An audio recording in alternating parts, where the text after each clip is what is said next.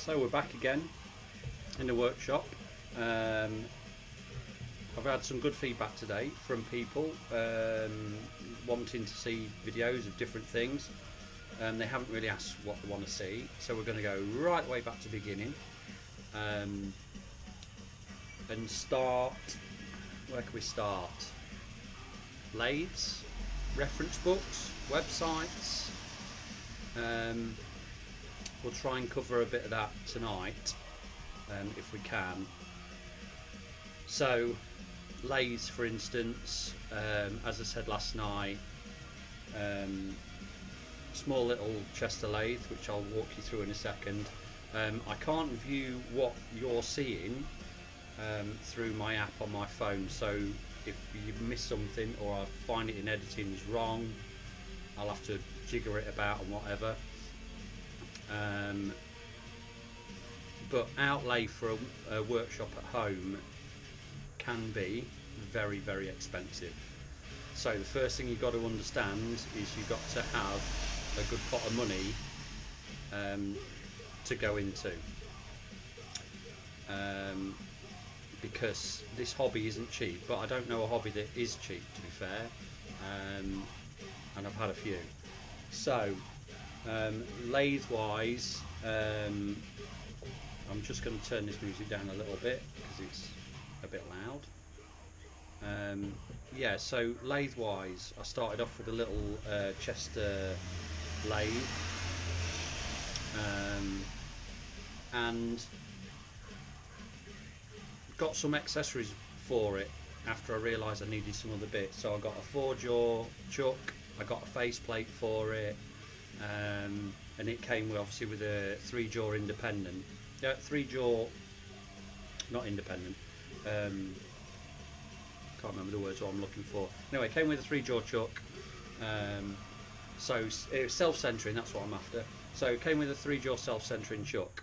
So anything round, hexagon, you put it in the middle, you screw it down, and it'll hold it nice and tight. I got a revolving centre for the tailstock, which I'll show you in a second when I can see where it is. Yep.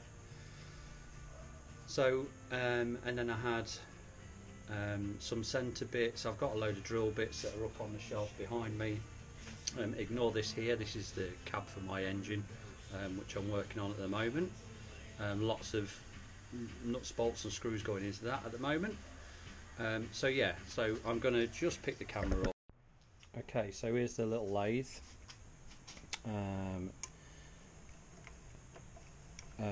What can I tell you about this little lathe? So 4-jaw chuck there, 3-jaw in there, self-centering, faceplate is somewhere. The downside to this, you can see there, to change the chucks over, you've got 4 bolts in the back, and you've got to get your fingers in there to undo them when you've undone them with a spanner. It can be a bit of a pain. Indexed tool post there, so I've got a parting off tool in there, which is currently blunt, so that needs replacing. And I've got a facing tip tool there, that all locks up. Digital readouts on both sides there. You can get them with traditional dials, metric or imperial. I would go for dials if I had the choice again, because these eat batteries, they're not very good. So I tend to use a micrometer or vernier on there. Tailstock slides up and down, and it's got the main pinch bolt there that obviously clamps it to the base. Wind it in and out. You have to start at 20mm because the Morse taper that's on there,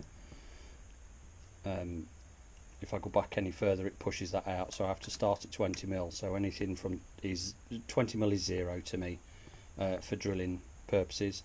And then you can lock that up as well, so that won't move at all. So that all locks. So it's a good little lathe. As I was saying about the cutting it off if you're doing too much with it, it's got automatic cut off. So if I put it like I've put it in now, put it in forward gear, and I go to do anything, all running fine. If I turn it off, yeah, emergency stop it, and then go to put it back on, the warning lights come on and it does nothing. Okay, so you have to completely reset it, yeah, and then carry on. You also, what you can't do with this is if you're running it at a certain speed and then you shut it off, if you go to shut it back on, oh, it does do it. Okay, it didn't do it for me once, and that's why I tend not to do it anymore. So if you was running at 380 there, shut it off, next time you spin it back on, back to 380. So you've always got that speed set on there.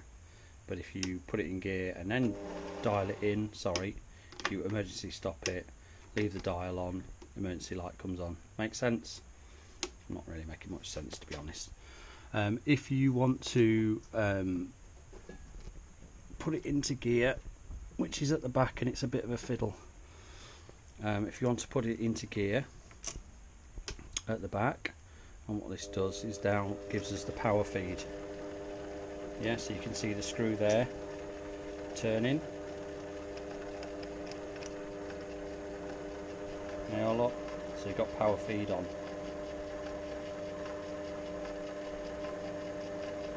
You cannot, in the back there, you cannot put that in gear when the lathe's running, okay, or knock it out of gear, because the gears in these lathes are plastic or nylon. They're not plastic. It's a bit stronger than plastic, so you can't drop it into, you can't pull that up into gear and put the power feed on mid-process, for the simple reason you'll end up smashing the gears in there and it's a no-no. So avoid doing that if you can. Okay, so that's the baby lathe, so that's where we'll leave it for tonight. I don't want to bore you too much, so give us some feedback. If you want to see me turn something on the little lathe or even the bigger lathe, I haven't showed you the bigger lathe tonight, we'll save that for another time. If you want us to see a process, don't ask for anything too difficult. As I say, it's aimed for beginners, so if you want to learn something, give us a shout, we'll get it in there, and we'll go from there. Stay tuned.